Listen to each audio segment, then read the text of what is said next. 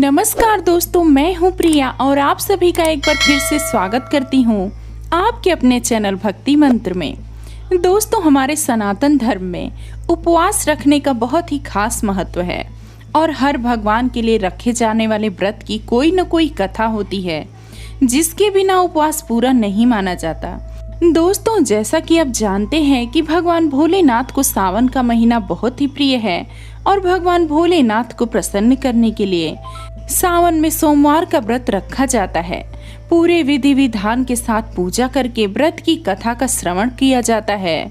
दोस्तों, कहते हैं कि सोमवार व्रत में इस कथा का सुनना बहुत ही आवश्यक होता है क्योंकि बिना इसके व्रत का पूर्ण फल नहीं मिलता। तो दोस्तों, चलिए जानते हैं सोमवार व्रत की कथा क्या है। एक समय की बात है, किसी नगर में एक साहूकार रहता था। उसके घर में धन की कोई कमी नहीं थी, लेकिन उसकी कोई संतान नहीं थी। इस कारण वह बहुत ही दुखी था। पुत्र प्राप्ति के लिए वह प्रत्येक सोमवार का व्रत करता और पूरी श्रद्धा के साथ शिव मंदिर में जाकर भगवान शिव और माता पार्वती की पूजा करता था। उसकी भक्ति देखकर एक दिन माँ पार्वती प्रसन्न हुई और भगवान शिव से उस साहूकार की मनोकामनाओं को पूर्ण करने का आग्रह किया। पार्वती जी की इच्छा सुनकर भगवान शिव ने कहा कि हे पार्वती, इस संसार में हर प्राणी को उसके कर्मों का फल मिलता है और जिसके भाग्य में जो हो उसे भोगना ही पड़ता है। लेकिन पार्वती जी ने साहूकार की भक्ति का मान रखने के लिए उसकी मनोकामना पूर्ण करने की इच्छा जताई। माता पार्वती के आग्रह पर शिव जी ने साहूकार को पुत्र प्राप्ति का वरदान तो दिया, लेकिन साथ ही यह भी कहा कि उसके बालक की आयु केवल 12 वर्ष होगी। माता पार्वती और भगवान शिव की बातचीत को साहूकार सुन रहा था। उसे ना तो इस बात की खुशी थी और ना ही इसका दुख था। वह पहले की ही भांति भगवान भोलेनाथ की पूजा करता रहा।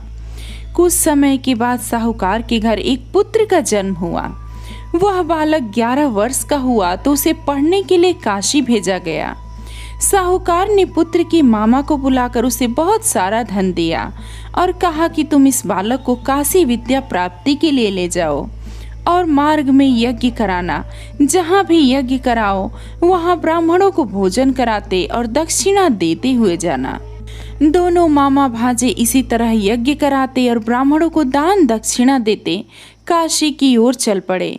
रात में एक नगर पड़ा जहां नगर के राजा की कन्या का विवाह था, लेकिन जिस राजकुमार से उसका विवाह होने वाला था वह एक आंख से काना था।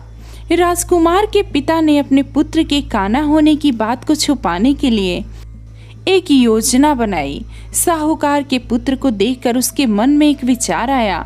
उसने सोचा, क्यों न इस लड़के को दूल्हा बनाकर राजकुमारी से विवाह करा दूं।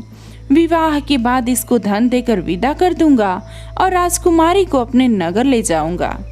लड़के को दूल्हे के वस्त्र पहनाकर राजकुमारी से विवाह करा दिया गया।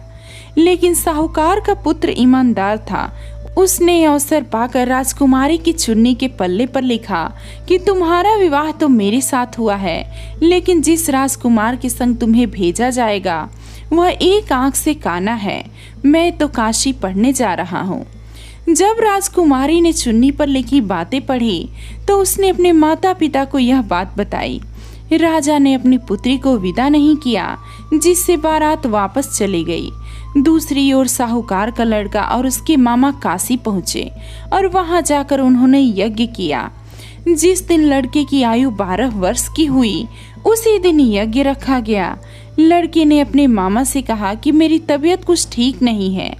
मामा ने कहा कि तुम अंदर जाकर सो जाओ। शिव जी के वरदान अनुसार कुछ ही देर में उस बालक के प्राण निकल गए। मृत भांजे को देख उसके मामा ने विलाप शुरू किया। संयोगवश उसी समय माता पार्वती और भगवान भोलेनाथ उधर से ही जा रहे थे। पार्वती ने भगवान से कहा, स्वामी, मुझे इसके रोने का स्वर सहन नहीं होता। आप इस व्यक्ति के कष्ट को अवश्य दूर करें। जब शिव जी मृत बालक के समीप गए तो वह बोले कि यह वही साहूकार का पुत्र है जिसे मैंने 12 वर्ष की आयु का वरदान दिया था। अब इसकी आयु पूरी हो चुकी है। लेकिन मातृभाव से विभोर माता पार्वती ने कहा कि हे महादेव, आप इस बालक को और आयु देने की कृपा करें। अन्यथा इसके वियोग में इसके माता पिता भी तड़प तड़प कर मर जाएंगे। माता पार्वती के आग्रह पर भगवान शिव ने उस लड़के को जीवित कर दिया। शिव जी की कृपा से वह लड़का जीवित हुआ। शिक्षा समाप्त करके लड़का मामा के साथ अपने नगर की ओर चल दिया। दोनों चलते हुए उसी नगर में पहुंचे जहां उसका विवाह हुआ था। उस नगर में भी उन्होंने यज्ञ का आयोजन किया। उस लड़के के ससुर ने उसे पहचान लिया और महल में ले जाकर उसकी खूब खातिरदारी की और अपनी पुत्री को उसके साथ विदा कर दिया। उधर साहूकार और उसकी पत्नी भूखे प्यासे रहकर बेटे की प्रतीक्षा कर रहे थे। उन्होंने प्रण कर रखा था कि यदि उन्हें अपने बेटे की मृत्यु का समाचार मिला तो वह भी प्राण त्याग देंगे।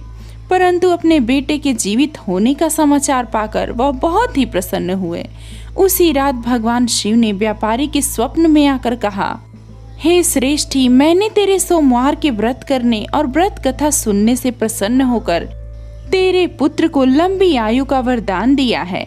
इसी प्रकार जो कोई व्यक्ति सोमवार का व्रत करेगा और मेरी ये कथा का श्रवण करेगा, उसके सभी कष्ट दूर होंगे और उसकी समस्त मनोकामनाएं पूरी होंगी। तो दोस्तों, ये थी सावन सोमवार व्रत की कथा। दोस्तों, भगवान भोलेनाथ और माता पार्वती की कृपा आपके और आपके परिवार पर सदैव बनी रहे, इसी मंगल कामना के साथ मिलते हैं कुछ और नई कथा में। तब तक के लिए ओम नमः शिवाय।